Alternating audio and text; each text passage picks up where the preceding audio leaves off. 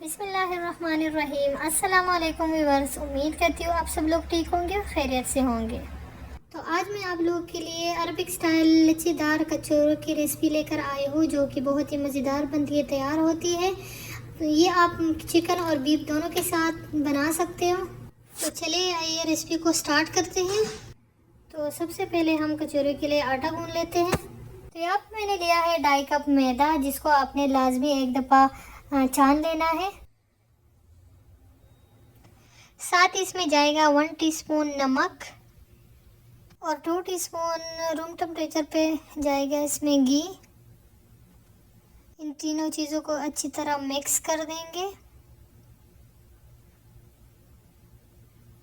گھی اور نمک کے علاوہ اس میں اجوائن، زیرہ، کچھ بھی اس میں اور نہیں ایڈ کرنا۔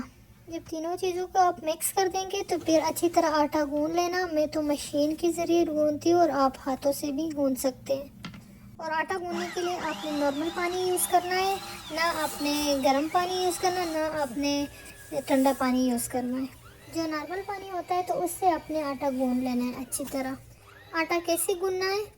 آٹا نہ تو زیادہ سافٹ ہونا چاہیے پوریوں کی طرح، نہ زیادہ ہارڈ ہونا چاہیے سموسوں کی طرح۔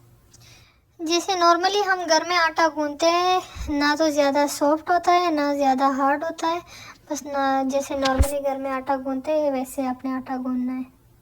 اس کے بعد آپ اس کے اوپر گھی گریس کریں۔ اس کو کور کر کے 30 منٹ کے لیے لازمی ریسٹ دیں۔ فریج میں نہیں، کچن کاؤنٹر پہ اس کو ریسٹ دیں۔ جب تک کچوروں کے آٹے کے لیے ہم نے ریسٹ دیا ہے تب تک ہم چکن کا فلنگ تیار کر لیتے ہیں۔ تو یہاں پہ میں نے ایک فرائی پین لیا ہے، اس میں ہم 2 سے 3 ٹی اسپون آئل کا ڈالیں گے۔ جب آئل تھوڑا گرم ہو جائے اس میں ہم ڈالیں گے 1 ٹی اسپون ادرک لہسن کا پیسٹ۔ اس کو ہم تھوڑا سا فرائی کر لیں گے۔ جیسے یہ تھوڑا سا فرائی ہو جائے اس میں ہم چکن کا قیمہ ایڈ کریں گے، جو کہ میں نے 1 پاؤ چکن کا قیمہ لیا تھا، جس کو میں نے چاپر میں چاپ کر لیا تھا۔ آپ چکن کی جگہ بیف کا قیمہ بھی یوز کر سکتے ہیں۔ بس اس کو ہم کلر چینج ہونے تک فرائی کریں گے۔ چکن کا کلر چینج ہو گیا ہے، اب اس میں ہم اسپائسز ایڈ کریں گے۔ 1 ٹی اسپون کٹی ہوئی لال مرچ، 1 ٹی اسپون زیرہ پاؤڈر، 1 ٹی اسپون دھنیا پاؤڈر، ½ ٹی اسپون گرم مسالہ، چٹکی بھر ہلدی اور ½ ٹی اسپون اس میں جائے گا نمک حسب ذائقہ۔ ان تمام مسالوں کو چکن کے ساتھ اچھی طرح 1 سے 2 منٹ کے لیے میڈیم ہائی فلیم پہ بھون لیں گے۔ 1 سے 2 منٹ ہو چکا ہے، اب اس میں ہم 2 عدد میڈیم سائز کی پیاز چوپ کر کے ڈالیں گے اور 2 عدد اس میں موٹی موٹی ہری مرچ باریک باریک کاٹ کے وہ ایڈ کر لیں گے۔ اور فلیم کو جو ہے وہ میڈیم ہائی کر لیں گے۔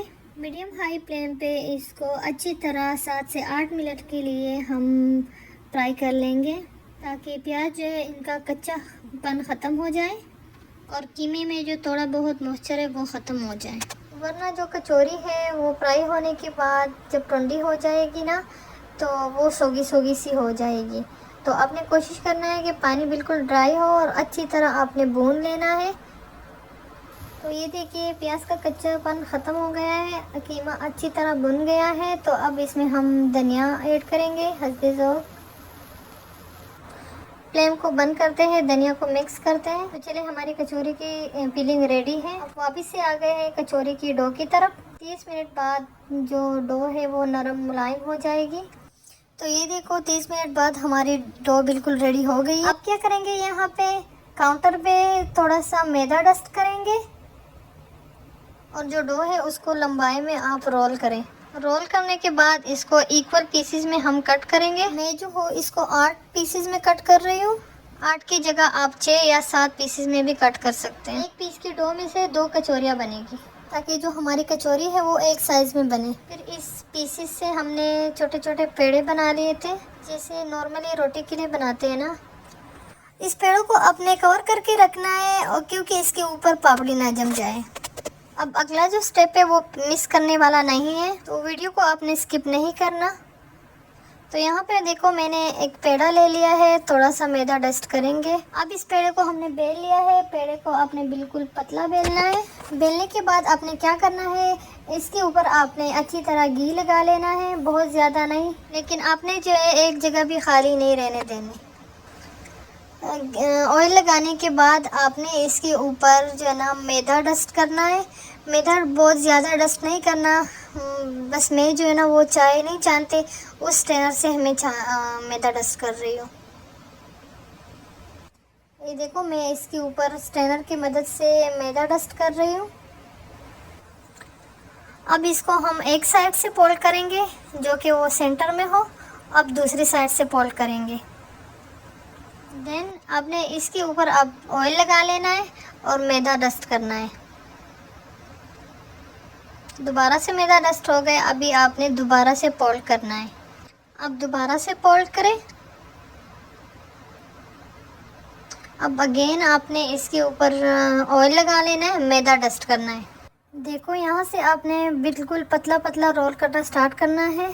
اب کیا کرنا ہے، آپ کو اس کو سینٹر میں سے کٹ کرنا ہے۔ کٹ کرنے کے بعد یہ دیکھو اس کے جو اندر یہ لیئر ہے نا، تو یہ باہر کی سائڈ آئے گی اور جو یہ دوسری سائڈ ہے یہ اندر کو جائے گی۔ تو اسی طرح میں سارے پیڑوں کو بنا لوں گی۔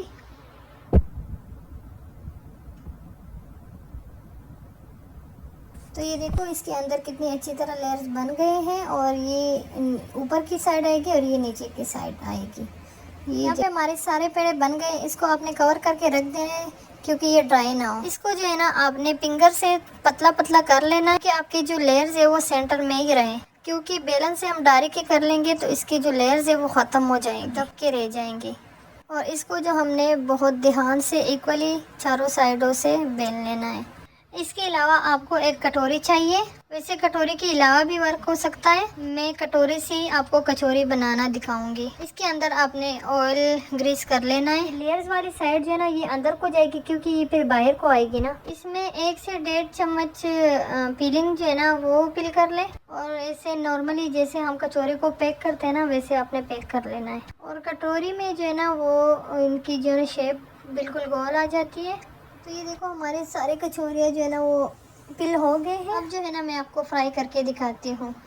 کچوریوں کے لیے جو آئل ہے نا وہ اچھی طرح گرم ہونا چاہیے، لیکن اتنا نہیں کہ جیسے آپ کچوریوں کو ڈال کے تو اس کا کلر چینج ہو جائے۔